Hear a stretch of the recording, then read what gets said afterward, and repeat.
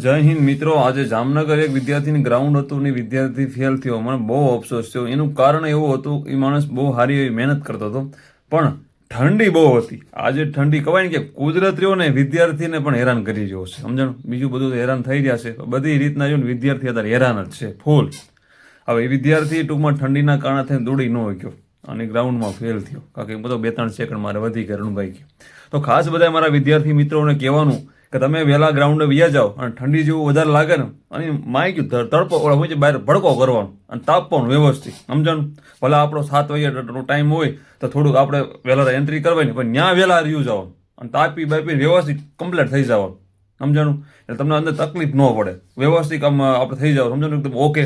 બાકી મૂંઝાવાનું નથી અને વ્યવસ્થિત અંદર જઈને દોડવાનું. બરોબર છે? એટલે ઠંડીનો માહોલ પાછો વધવા માંડ્યો છે, આપણે બધી રીતના હેરાન જ છીએ. બરોબર છે? એટલે ખાસ બધા વિનંતી છે.